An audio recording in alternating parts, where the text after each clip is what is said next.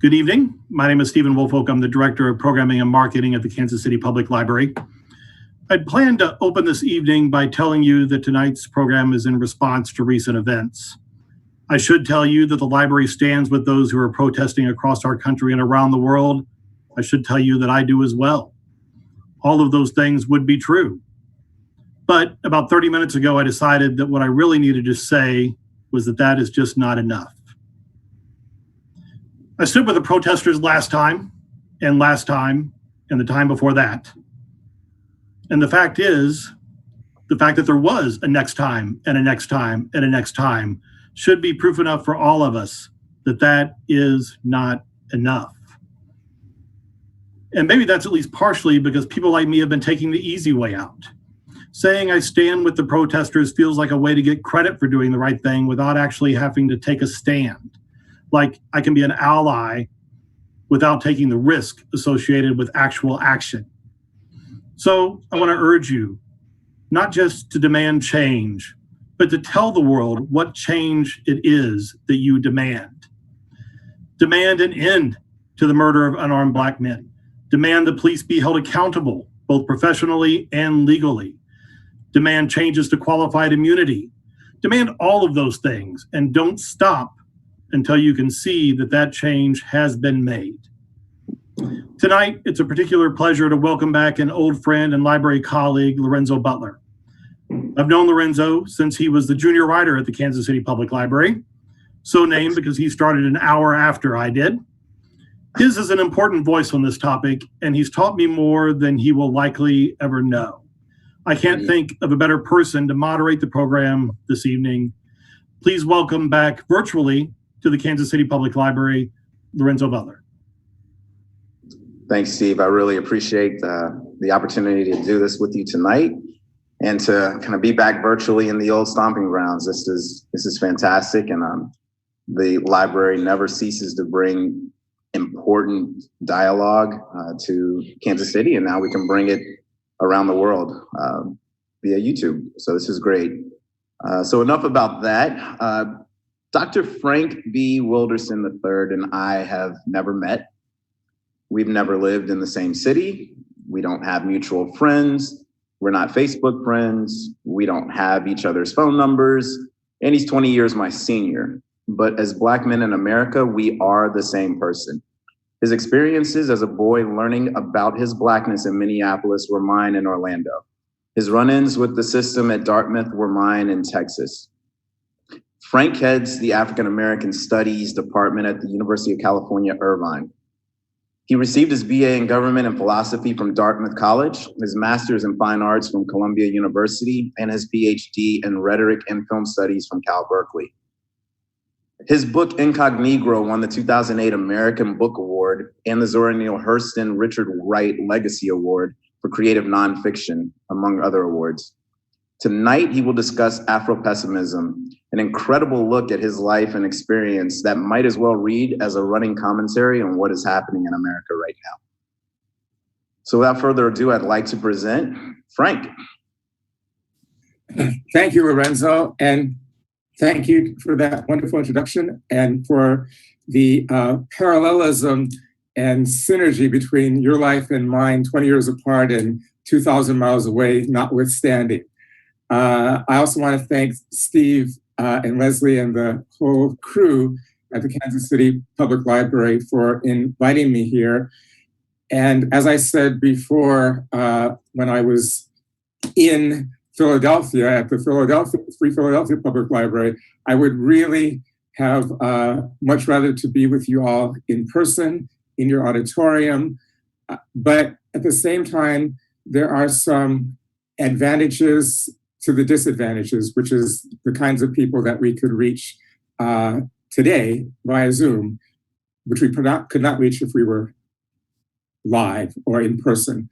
So without further ado, I know that you and I have talked before the show about some of the things you want to say, and I'm really happy that I think that I'm going to read a passage, 6 pages, and I think that some of this passage will be synergistic with some of the things that you want to talk about. And I think that the people who are thinking about what is beneath anti-Black violence will have some idea, even though this is not a physically violent kind of passage, but there's a violence in another kind of way. So without preamble, I'll just say, to set the stage, this is about 19 years ago, 2001, November.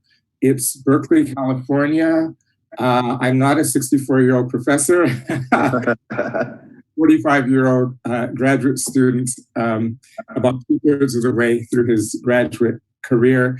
And it's outside my apartment in Berkeley, California at 5 a.m.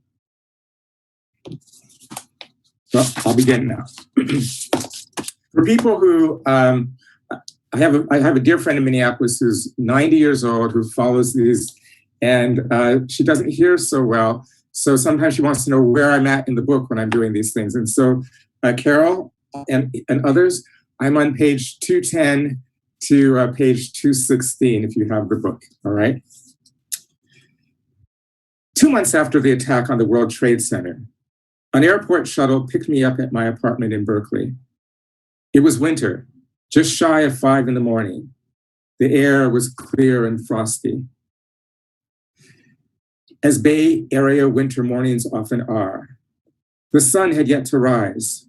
Winter doesn't deserve its name in Northern California when set against the blizzards of my Minnesota youth. Now, in the early gloaming, broken knees of lightning kindled the blood orange sky above the San Francisco Bay. It was going to rain. Standing beside his idling van, the South Asian driver asked me twice if I was the person going to the airport, as though the wrong person had somehow come out of the right complex, as though I'd called him under false pretenses, not to go to the airport at all, but simply to come out at that ungodly hour of 4:55 a.m. to annoy him, if not to rob him. I felt a chill of chastisement in his gaze. I tossed my bags in the back and walked around and slid the door open. In the nugget of light that shone from the ceiling, I found myself face to face with a middle-aged white woman and a hesitant middle-aged and bearded white man who peered at me from her left side. Their excess baggage took up the seat behind them, and we looked at each other with that momentary, familiar, but all too mutual dread as we realized that I was going to sit next to her. I took more than ample care not to touch her thigh as I fished for my seatbelt in the dark. The van nosed down the road through the last seeds of night. The only light on Martin Luther King Jr. Drive came from the intermittent street lamps. We were as quiet as death itself, the driver, the woman, her husband, and me. I felt angry. I had the sense that before I arrived, they had all been engaged in spirited conversation and that it had stopped when I got in. Was I the reason they had stopped talking? Could I be sure that they had been talking? Was this Black paranoia kicking in where a little common sense might be in order? The face of the Pakistani driver when I got out of my apartment was still branded in my brain. Now this quiet discomfort, this silence on my behalf, this churning of my gray matter to make sense of it, this doubt that it was anything at all. Not that I want to speak with these Ofes and their junior partner, I thought, but I wanted them to want to speak to me. George here works at Cal, she finally said, stammering. Are you at Cal? I mean, are you a professor or a grad student? No, lady, I'm a crackhead just out on the prowl this morning. That's wonderful, she said. Do you work with the critical theorist Judith Butler?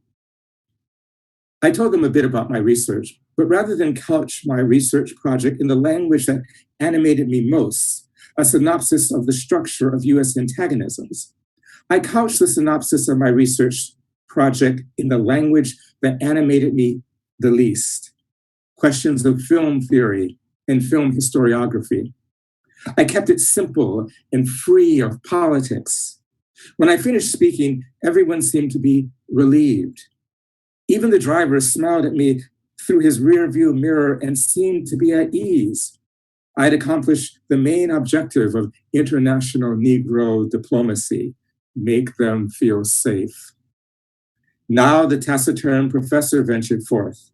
Before you got in, he said, we were discussing this new law, the Patriot Act, ghastly business. Is this still America? This man here, he motioned to the driver who smiled again and nodded at us in the rearview mirror, shouldn't have to come to this country and encounter xenophobia and persecution. What are we coming to? The Pakistani driver then weighed in with anecdotes dramatizing the injustices he and members of his community have been subjected to since the passage of the Patriot Act. The Patriot Act was 400 pages long, and neither the professor nor his wife nor the driver had read a word of it. I had read 170 odd pages of it and had written a synopsis of what I'd read for some Black folks at a retirement home in Oakland. They too had thought the law to be draconian and unjust. But unlike the people in the shuttle to the airport, they did not think there was anything particularly new or un-American about the new law. A Black woman at the retirement home who was 80 years old had looked at me shaking her head, and they keep going to the polls, these Caucasians, she said. They go back to the polls like it matters. But the memory of these Black folks' response to my findings was lost on me as I traveled to the airport because the people in the van had taken a renewed interest in me. I had advanced from being feared to being tolerated to being valued. I was no longer a stimulus to anxiety. Tonight, I thought, I will be someone of whom the Pakistani driver speaks highly of to his wife or her compatriots. The professor and his wife will talk about me and what I've said on the plane and perhaps at their conference when they reach their destination. My desire was to be the object of their desire. There was no more Black or white or brown in that shuttle. Through my words, a common sense of joy and a sense of a common purpose bloomed inside that small shuttle where before there had been dread and division. We were all people, just people who demanded the same basic form of fairness and accountability from our government. The thought of sneak and peek searches, the thought of unlawful wiretaps, the thought of expanded prohibitions on our freedom of assembly, the thought of the government sniffing around in our libraries and bookstores, well, that does it, we all agreed. That's taking things just a bit too far. And I was not only part of and party to this multiracial consensus, but it was the miracle of my efforts, my research, my erudition, my labor, and my 52-teeth charm that had sutured this vigorous populism, this fire and brimstone accord in the wee hours of the morning. Not only were they taking me seriously, which is to say they truly thought that I could think, but I was now essential to them. I kindled the fire of their nostalgia for a democratic past, and they seemed to need at the very same time for me to somehow castigate them, beat them, as though only I could fulfill their masochistic urge to hear how bad their future would be. To this end, the woman turned to me and said something like, "Sambo, now don't you spare me, Sambo. You hear? Don't hold back, Sambo. Tell me just how bad it's going to be. Miss Ann, they done taken our civil liberties and sent them way up yonder." The professor sat there shaking his head. Way up yonder. He gazed at the ceiling. Way up yonder. Now the terrain of conversation was cleared once again for the driver. "Let me tell you about my community," he said. "Let me tell you the story of wrongful arrests, the detentions without trial." We listened to him from within the folds of our renewed faith in redemption. We were more than a mere collection of common interests. We were an intrepid coalition of affect, our mood and our will meshed into a warm cloth of amen and ain't it a shame. The driver said, I don't know why I ever brought my family to this country. And before I could disentangle the structure of my unassimilable Blackness from the mesh and mush of multiracial affect, I said, me neither. But these words shredded our mood. The earth flipped. We all fell off. The driver had said, I don't know why I ever brought my family here. And I had responded, me neither.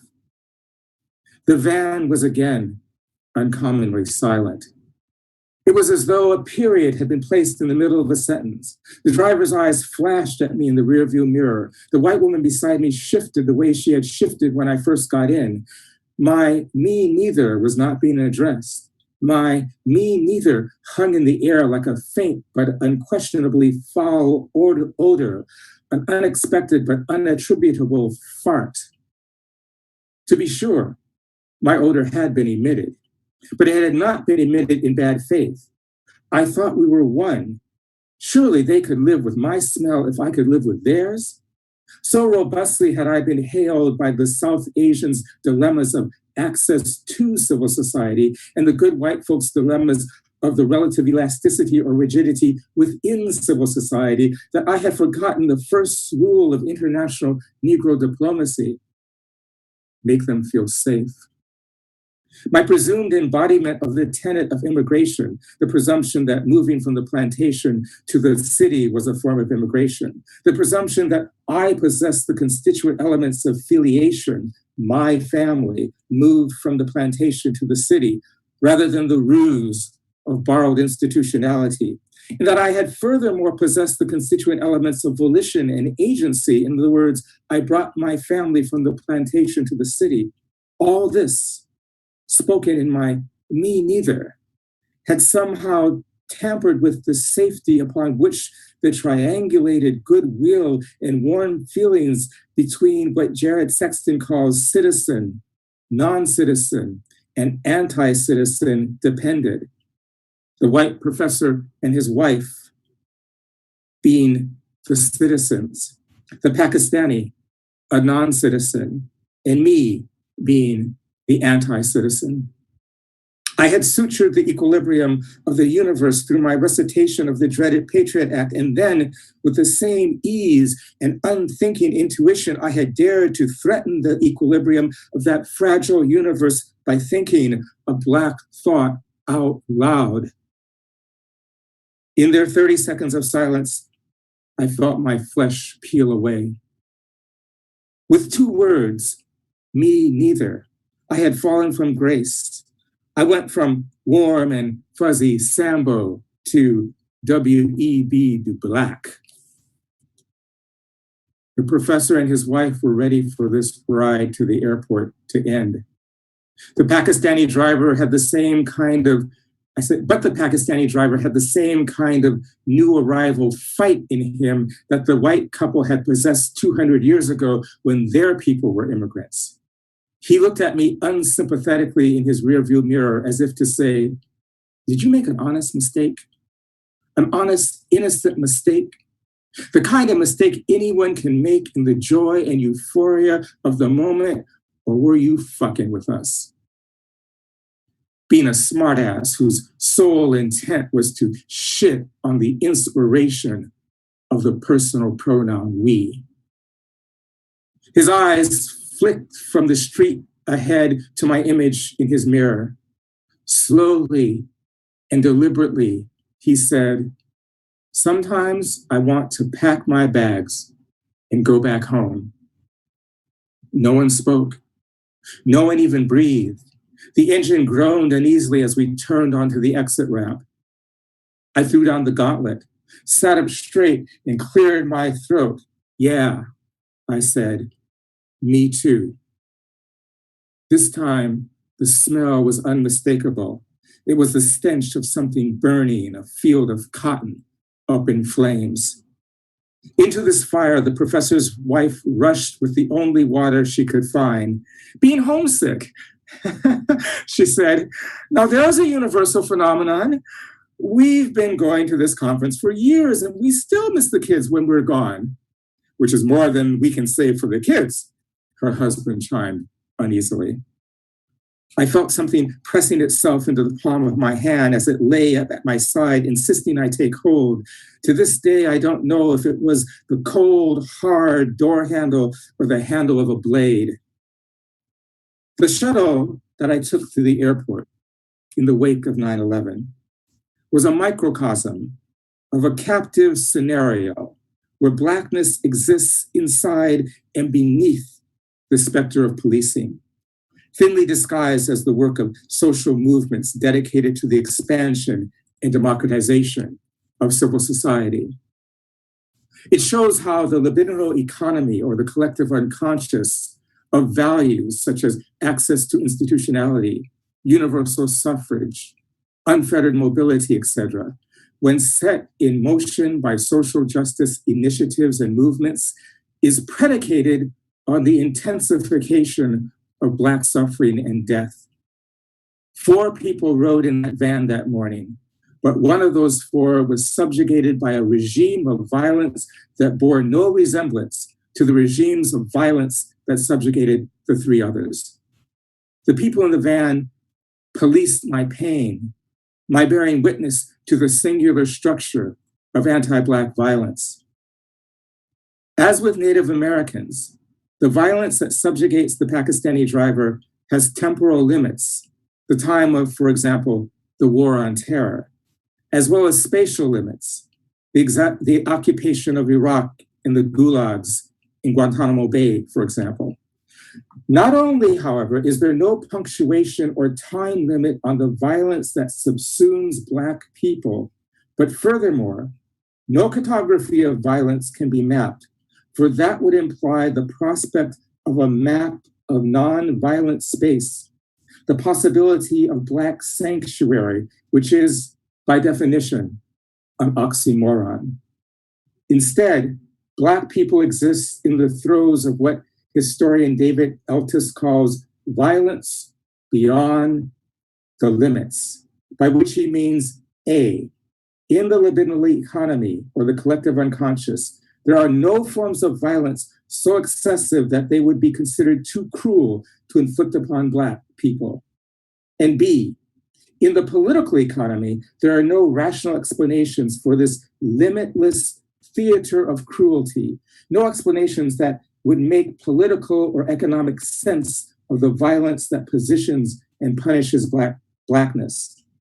Whereas the human's relationship to violence is always contingent, triggered by her transgressions against the regulatory prohibitions of the symbolic order or the macroeconomic shifts in her social context. The slave's relationship to violence is open-ended, gratuitous, without reason or constraint, triggered by pre-logical catalysts that are unmoored from her transgressions and unaccountable to historical shifts. In short, the violence inflicted upon Black people is not the effect of symbolic transgressions, nor is it the result of a new global shift in political economy. It is, to quote Saidiya Hartman, an extension of the master's prerogative. Thank you.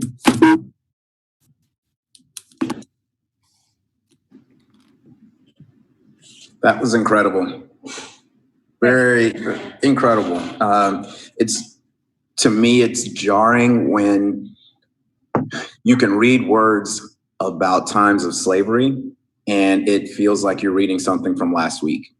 You switch a few words here and there and it sounds like something that just happened last week.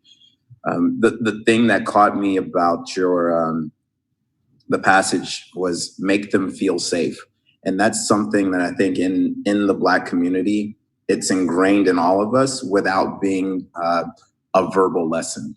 I don't remember anybody ever saying, to us, you have to make them feel safe. It's just something within us that is always thinking you have to make them feel safe. And a good friend of mine and a good friend of the Kansas City Public Library, the late Pella McDaniels, often spoke about that, and basically was saying, 10 years ago, it's not up to us to make them feel safe anymore. And I understood what he was saying, but it still kind of threw me, because it's, you're thinking, I've been doing this my whole life. What are you talking about? But that stuck with me through that passage. And also in the book, you were asking, and this is something you and I spoke beforehand about, and it still is clutching me. I get chills thinking about it. But in the book, you ask, why is anti-Black violence not a form of racist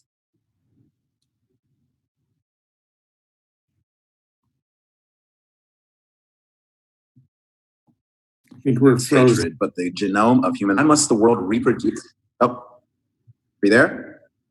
Yeah, we cut off a bit.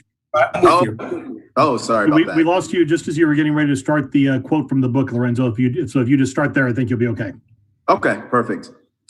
Just in the book, you were asking, why is anti-Black violence not a form of racist hatred, but the genome of human renewal, a therapeutic balm that the human race needs to know and heal itself?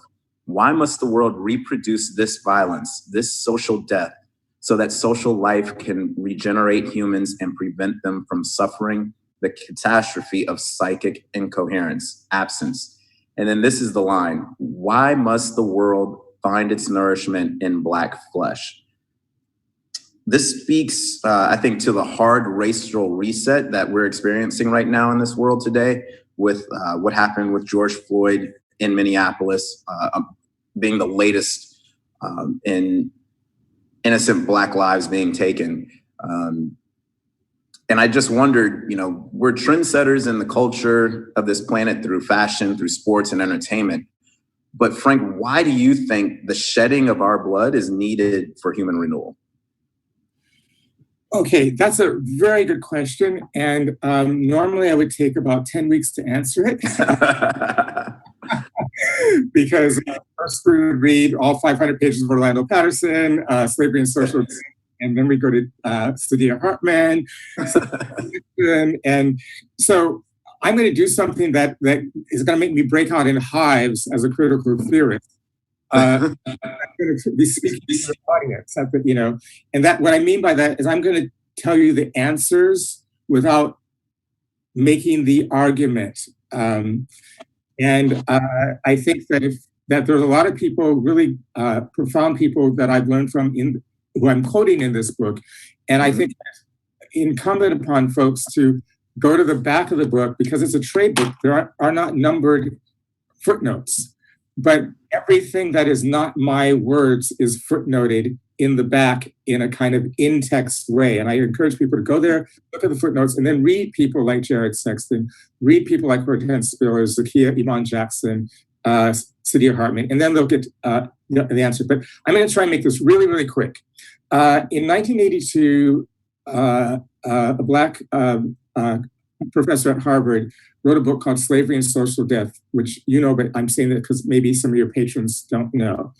And what he did is he upended all of the books on slavery that purported to define slavery, and said everything that has come before has really not been a definition of the abstract, immaterial, relational dynamic of slavery. What has come before is the kind of Anglo-American proclivity towards experience, empiricism, and observation. So what these people have been doing, describing slavery, is actually doing a report on the experience.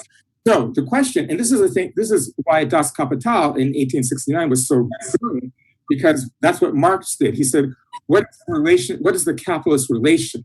Not what happens to people on the factory floor. That's my jumping off point. But how do you describe the relation of worker to boss? And so what Patterson did, the very same thing. How do you see struck paradigms of oppression without anything happening? Structural violence is making out structural violence is like throwing paint at the invisible man in order to make him out. So Patterson had a major claim, and I'm going to cut to the chase right now. And he was like, in order for there to be society of people who can debate issues of freedom, access, voting, democracy, there has to be a formation of sentient beings in the psyche or in real life next to you who have no validity or access to those things.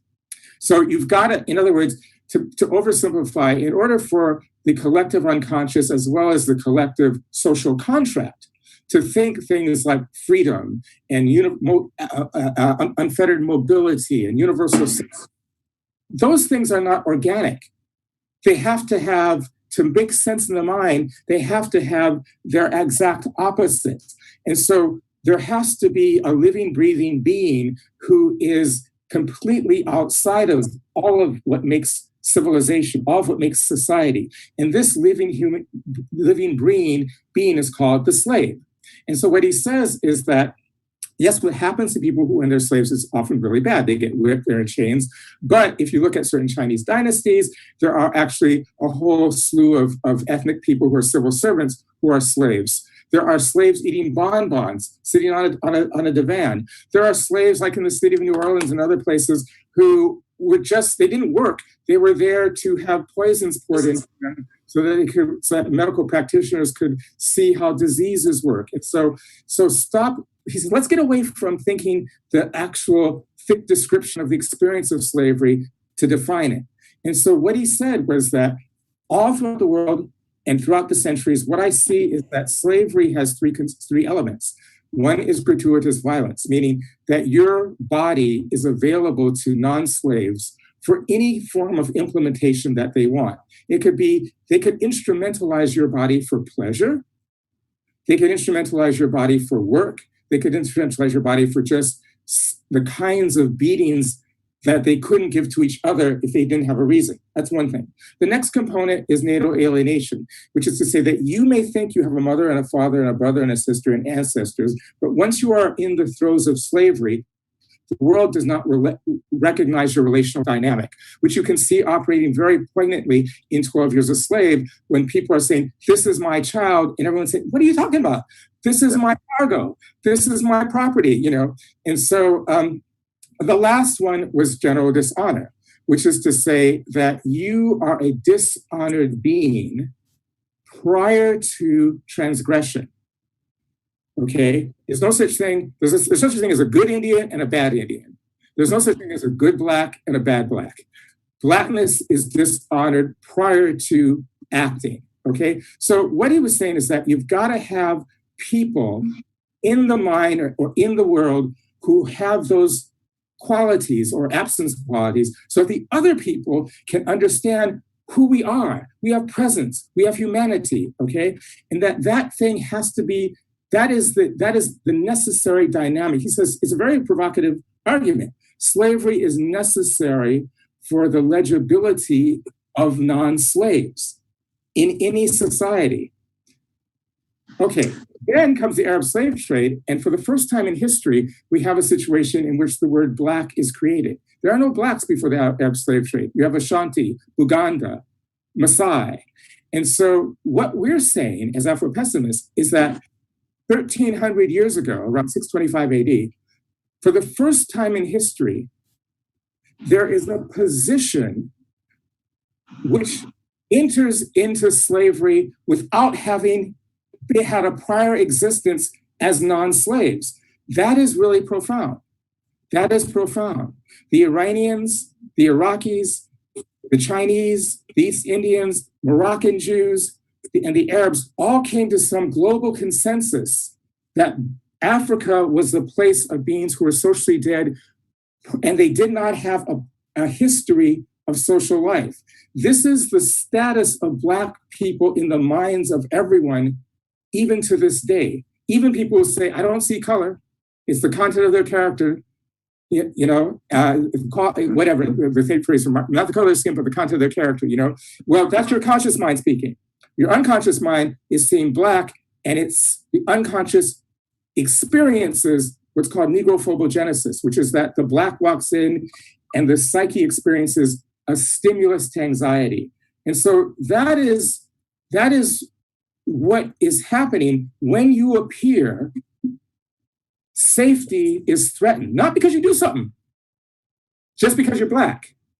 And so what your parents teach you is make them feel safe. Go ahead, I'm sorry, go ahead. Well, I was gonna say, but it also goes back to the erasure of history for the Black person. So if you are a Black person, like you referenced in 12 Years a Slave, as a Black person, if you say, this is my child, and they say, no, this is my cargo, if that child is 6 years old, that child grows up believing that he or she has no history. And then they have children. And then down the line,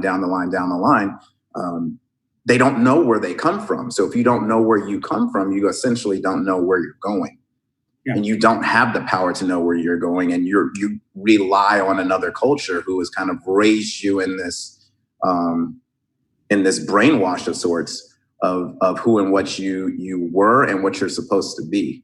And that's something I'm wondering, with so many generations passed down, when does the Black community understand who and what they were? It's not being taught in schools necessarily, not in public schools. It's not being taught in a lot of places. And if you go home and your parents don't know, I remember being in social studies classes growing up, and the assignment was, tell us about your ancestry. And I would immediately call my grandmother, and she could only tell me about her mom. So it became this deal where you don't have an idea, but then you see other classmates who are referencing 7, 8, 9 generations and back to the 1600s, this and that. So it's really something that I think once that happens, then we can kind of move forward. But I don't know how we get that back. It's lost treasure. It's a big problem, because one of the things is that the projection of the fantasy that you and I are socially dead is a projection. It's not true that other people, non-Black people, are socially alive and that we're socially dead. The actual argument is not what makes it true. What makes it true is the fact that the anti-Black fantasies, which are bigoted fantasies, and Black people have bigoted fantasies, but here's the difference. The fantasies of all other people can be subtended, meaning like angles of a triangle. Mm-hmm. If I am not Black, I can take my anti-Black fantasy and hook it to structural and performative violence to give that fantasy objective value in the world. And that is the thing that is the hardest to teach a child, because what you're saying to a child is that not only is there this sense that Blackness is generally dishonored, natally alienated, but the gratuitous violence means that fantasy structures all institutional and private life. It's not about teaching people differently. It's about undoing the entire institutional edifice. Yep. We have a law in California called the Street Terrorism Enforcement and Protection Act, STEP, came in 1988. And it was a law that was enacted through the fantasy projections of the Sacramento legislature onto their phobic anxiety about Compton and South Central LA. So what this law does is it says that if someone commits a crime in Hollywood or West Hollywood, and you take the person back to their home, the other people in their home could be prosecuted as supplemental perps to a crime that took place across town, number one. And number two, the home becomes a crime scene. And when a crime scene is designated by the police as a crime scene, they can sell all your shit and confiscate it. And so a sociologist will tell you, Frank, that law has only been enforced once since 1988. Gloria Williams went to jail for 18 months because her son was accused of rape somewhere else in Los Angeles.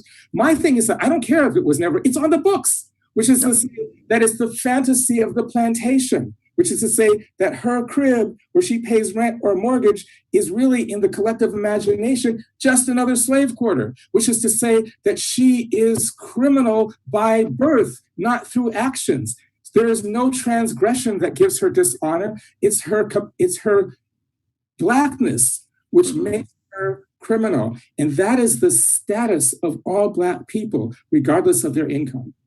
And that's kind of bleeds into an audience question that we had, which is, why do we have to bow down to white safety? And the person is saying that it's so sad that it takes center stage so often. But it's almost like what you're saying. I mean, if the other part of that too is other cultures maybe inherently being afraid of Blacks, but do you think they're afraid of Blacks in a physical nature, or you think they're afraid of Blacks if Blacks realize what their power was and how they could harness, the brilliance and everything else that we have to offer in this world? Is that so? Are they afraid mentally, or are they afraid physically? They think they're afraid physically. I published a series of papers on the Black Liberation Army, which was the insurgent guerrilla group that spun off from the Panthers, where Assata Shakur was, One of the things that I found was that, in point of fact, the Black Liberation Army launched 66 covert insurgent operations against the police and state forces in this country. And yet, when I lived in Germany for a year and did research on the Red Army faction, which was underground guerrilla white insurgent that bombed NATO bases, bombed liberal and right-wing newspapers, assassinated police, all the things that the BLA did a little bit of and was accused of, because most of the operations of the BLA was jailbreaks, okay? So Germany, in the collective unconscious, the mind thinks of these so-called terrorists. For me, they're all freedom fighters, but this goes to the normal mind. Thinks of these so-called terrorists, which there were 3 generations of Red Army factions, right? Thinks of them as our wayward children. So in other words, they're thinking that they were good boys and girls somewhere along the way, and then somehow they just went and fell in with the wrong people. I'm oversimplifying, but I've argued that in the paper. Yeah. There's no way for the collective unconscious to think of in a developmental, much less a family lens towards the insurgents of the Black Liberation Army. They're just Black terrorists. And they really didn't do the kind of damage to the state and capitalism the way the Red Army faction did. But so what is at the heart of that? Well, if you look at FBI and city police intelligence documents that have been declassified, what you find is a lot of verbiage about the Black underground and its anxiety about that. But nowhere can any of these people write a sentence about what is it Black revolutionaries want? What will it take? They can do that with the American Indian movement. They want this country back. They can do that with the Puerto Rican resistance.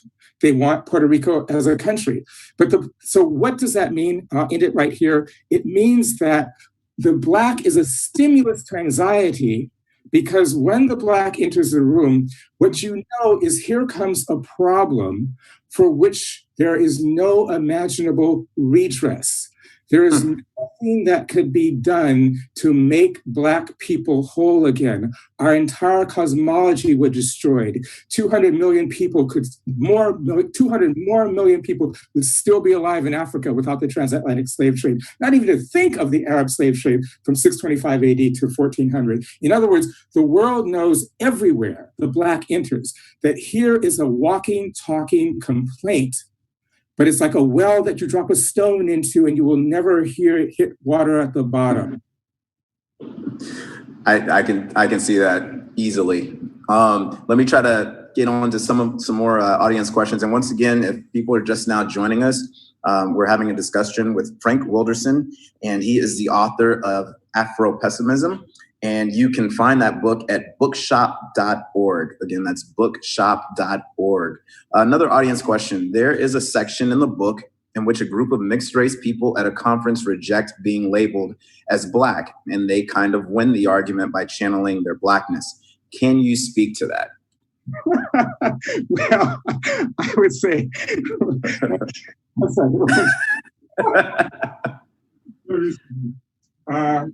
That's a great question, audience member. We're going to the library now on that one, so that's pretty good.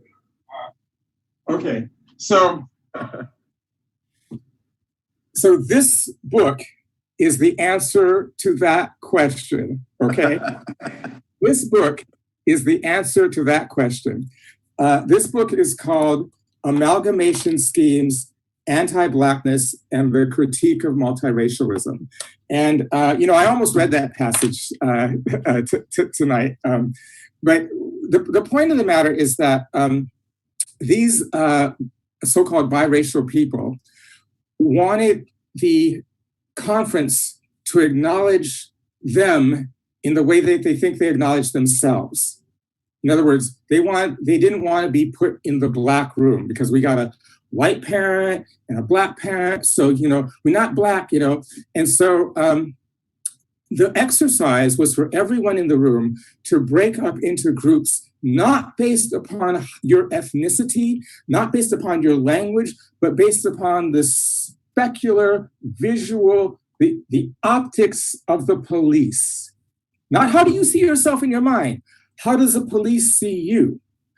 And the police see them as Black, but they experience, because anti-Blackness runs through the Black unconscious as well. They experience a sudden jolt of Negro phobogenesis, the anxiety of being positioned as Black when they go through their lives being positioned as, oh, maybe this, maybe that, that kind of, And so, and I was like, you know what? 5-0 don't really care. Like, they gotta shoot you in the shoulder because your mom is white. And then they'll apologize to your white mother, at the end of the day. But your ass is dead. You know what I'm saying? A little too late. Too little too late. So, go ahead, you talk. Oh, no, I was just going to ask you too, because I want to make sure we get as many questions in for you as possible. If we had 2 hours, it wouldn't be enough based on everything in Afropessimism. This is a phenomenal book. And I would highly recommend everyone pick it up. Again, that's bookshop.org. So another part in the book, you referenced the critique of the movie Punishment Park, and you brilliantly captured an element that is an absolute pet peeve in the Black community and something we've all experienced. You say, and I quote, "It's what Black women and some men experience when our hair is touched by a white person who doesn't ask permission, but assumes that because this violation came with a compliment, it's so soft, you should, like a Lhasa Apso, being petted, be grateful for their attention. It's what it means to be told, you're so well-spoken, you can make them swoon, but it doesn't mean that they're hearing what you say. It means they experience something close to orgasm in the way you say what you say. Soul music. Blowback then occurs, however, as the lyrics to the song start to sink in. Can you elaborate on the rest of that encounter in the book?" I didn't write that.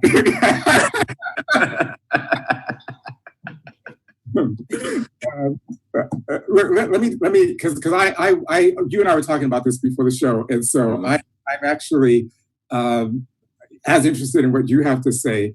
Because I have a little anecdote to answer that, but do you want to say something first about that? I laughed out loud I just laughed out loud because, again, it's one of those things like in the introduction, we've never met, but our experiences are the same. And I think that's throughout the Black community itself. So yeah, the touching of hair when I did grow hair, something that definitely happened in school a lot. All of it in the "you're so well spoken." The last time I heard that was last week. So that happens all the time. Things that are said or done to us that aren't necessarily done to others, but you would think are just the norms. Something that really sticks out to me. And so I laughed out loud reading every single word of that. And I just thought to myself, this is amazing. We really do as a community share all of these experiences. I'm not the only one. And I think that's a good thing for maybe younger people in the community, is to understand when you're reading stuff like this, that you are not the only one. Because when it first happens, you're kind of like, what in the hell is going, like, why? Why would you? That's the strangest thing I could ever think of, but you're not the only one that goes through it. So I just thought that was really interesting and wanted to kind of bring that up and have you kind of elaborate. I like your answer to that. I love it. Well, we've got some more questions here. Let me check out what we have from the audience. Let's see. Okay. Has Afropessimism represented in popular culture, movies, TV, music? Is pop culture an area where, quote, white safety can be challenged? It can be. I don't think I have the chops right now to answer the question because it's the kind of question I work on, but I'm not in critical theory mode.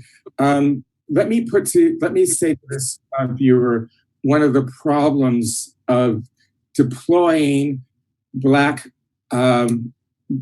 culture as a way of, what was the viewer saying? Whites in, let's see, has Afropessimism represented in popular culture, movies, TV, music? Is pop culture an area where white safety can be challenged? Well, I would say it anything's possible, but historically, Black music in particular has been instrumentalized for the exact opposite. Mm-hmm. And, there are more white boys in the suburbs listening to hard rap than Black kids in the inner city, for example. So, in other words, there's something about the expressive artwork from a people who have nothing to lose that energizes other people who have something to lose, and they can be energized by that music without having to deal with the suffering that music comes from. And the CIA was very, very shrewd in deploying that. They were at loggerheads with J. Edgar Hoover from the 1950s through at least the 1970s. And what they were both saying is that the world sees us as an anti-Black bastion, and the communists in Russia are exploiting that by having international peace conferences with people like Paul Robeson and, Langston Hughes and other people. And they are able to say that communism is better because we don't have Jim Crow. And we've got to figure out a way to deal with that.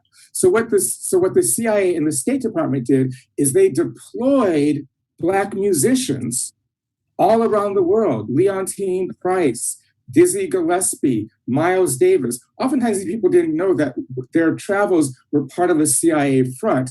And there's a book by a British woman named Stoner who outlines this very clearly. Another book by William Maxwell called FBIs. So that kind of art, music, singing, dance, and some painting can be deployed for not deeper understanding of Black suffering, but for another project, But what J. Edgar Hoover understood was that you cannot do that with Black writing.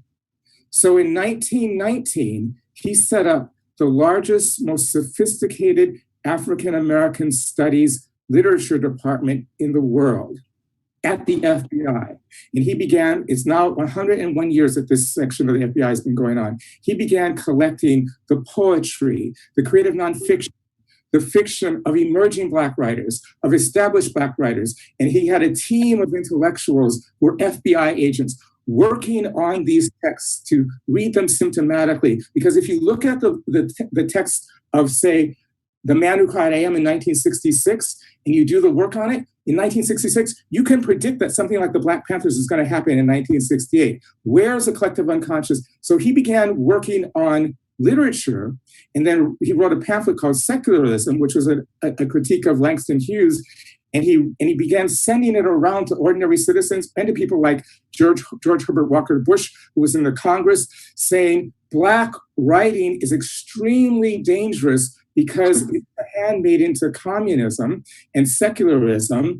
And then and for these past 100 years, they've been putting Black writers on what they call preventative detention lists to be rounded up and put in concentration camps should something kick off like this. So in other words, you can do that with music, but you can't do that with writing. And the FBI and the CIA worked on this very diligently from the 1950s forward to come to understand this. So for Blacks to be less than, why spend that much time on on trying to figure out what we are about? That's Very interesting. Very interesting. There's one reference I wanted to get in, and I won't have probably won't have time to ask you the question about it, but I hope that people who haven't read the book will check it out. That you reference as a boy, you seldom lived in the present because it hurt too much to live in the present. You talk of being shunned by a girl for holding hands because she believed your soot would stain her. I can remember, going through experiences like that as a child. My little brother, for his high school prom, asked a young lady to go. Her parents forbade it because of his color, so he had to have his best friend pick her up and then bring her to him at the prom. So many people go through that just through childhood and adolescence, and I hope that that the readers that pick up the book will be able to kind of read through that. And think about how heavy the weight of Blackness can be upon the shoulders when you first discover it as a child. It was a really interesting section there. So we've got time for 2 more questions, and a lot of audience members want to know if you can define Afropessimism for them. Yes. So in simple terms, Afropessimism is a big ear trumpet. We are critical theorists who are very, we've gone through hardcore understandings of Marxism, hardcore understandings of psychoanalysis, and the revolutionary discourses that evolved from those 2 things. And so critically, what we've said is it's not that we're pro-capitalist, we're anti-capitalist. It's not that we're misogynist or patriarchal, we're anti-domination of women. And so we believe that these master narratives or mega theories are actually important and have some validity. But at the end of the day, what they say is if you solve the problem of gender discrimination and solve the problem of homophobia, and if you solve the problem of, if you eradicate capitalism and distribute wealth equally, and I have fought for a communist dispensation in South Africa as well as here. So I'm down with those projects, But the argument that once these things get solved, then the world will be free, including Black people. And what we have argued is that Negrophobogenesis, in other words, the collective unconscious consensus that Blackness is a stimulus to anxiety, that Blackness, regardless of the year, regardless of the country, regardless of the space, Blackness, slaveness, that will still be the germ, the grain of sand around which the pearl of society is built. So we are pessimistic, not sad, despairing, but it's a pessimism of the intellect. We are pessimistic of the emancipatory claims that these discourses of revolution make, and they throw us in and include us without having thought through the singularity of Black suffering. Okay. And this will kind of lead into our last question. And again, folks out there listening, or watching, you can pick up Afropessimism at bookshop.org. We were talking about this earlier before the event, and in a New York Times piece, you mentioned a conversation with your wife in which you pondered what it means to be a slave and the subject of narrative. And you said one of her mantras is make the problem your subject. So rather than try to fix what couldn't be reconciled, you said that you allowed that sore to fester on the page as beautifully as you could. Why not offer a solution? And do you think society is capable of a solution at some point? There could be societies without anti-Blackness, but I do not believe you can actually say what they would look like, because anti-Blackness structures global relations. That's number one. Number two, I think that getting back to what I said just a minute ago, all the emancipatory discourses start from, here's some people who had something, then the white people rocked up and took it away from them, and then they're going to get it back through revolution. There's plenitude disequilibrium, and then the return of equilibrium or plenitude. Our narrative isn't like that. Blackness emerges, not the cultural nature of African tribes, but Blackness as a paradigmatic formation emerges with a global consensus that we are always already socially dead. You cannot talk your way, sing your way, imagine your way out of that.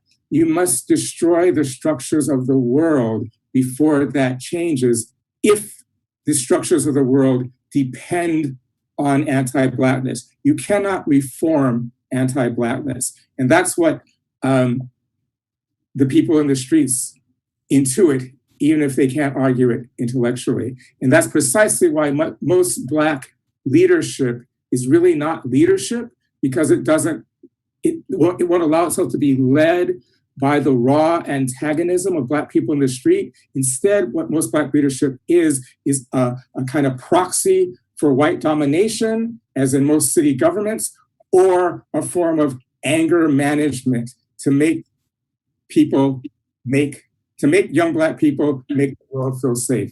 That's what it is. And we got to get beyond that. Absolutely. So another audience question here, and we'll wrap up. To the extent that we are vigilant of the ways anti-Blackness coheres the modern world, can you speak a little bit to the possibility of fissures? By that, I'm asking for Black people positioned toward the end of this world. What say you to those who believe their impact can intervene on the material manifestations of anti-Blackness? No, I don't agree with that. I believe that struggle is important, but I also believe that what happens to us in these situations is we have an affect and an energy that comes out of a need for the world to end, because, as I said at the very beginning, worldness in its empirical form, as well as in its abstract form, is dependent on anti-Blackness. So what we end up doing, and I'm not condemning us for that, I understand how this could happen. We end up fighting to find a little bit of breathing space in our Black day-to-day lives. Because to fight to end anti-Blackness is to fight to end the institutionality that makes for everything in society. And most understandably, that's terrifying. It's terrifying in the gut, but it's also why the state comes down on the BLA like a sledgehammer when they didn't really have the kind of material effect. So we end up changing the story as we agitate by saying we need the end of police brutality. No, we don't need the end of police brutality. We need the end of the police, and and that is coming from the streets, not police brutality. The end of the police. But I'm wondering if there's something else to that, or we need better housing, or we need better jobs. We need all of that, and if we got it, there would still be the kernel of anti-Blackness that organizes the anxiety that creates the possibility of relations. You've really got to think more iconoclastically than you're thinking. You got to scare yourself with your own thoughts if you want to get this comprehensively. Wow. Frank Wilderson, this has been an incredible pleasure, especially with what's going on in the country right now. To hear you and to basically see what I described earlier as what I think is a running commentary about what's going on now, but this happened, in your lifetime over the 64 years you've been here, is incredible. And it just tells us that history is so important to see where we've been and where we're going. And we continue to repeat it, which I think is unfortunate, but I think speaks also to what you're saying and almost speaks to Afropessimism as it is. So thank you very much for being here with us. We're on 3 coasts tonight, so really appreciate your time. And Afropessimism, again, you can pick that up at bookshop.org. I'd like to thank the Kansas City Public Library for hosting this event, always coming through with great dialogue, conversation, and books, and really opening the minds of people in Kansas City, but now through technology all around the world. So much appreciated to everyone tonight. Thank you for having me as well. And I can't wait to see what else you come up with. Thank you so much. It's been great meeting you. I hope to meet you in person one day, Lorenzo. For sure. We will do that. Thanks a lot, everyone. Good night.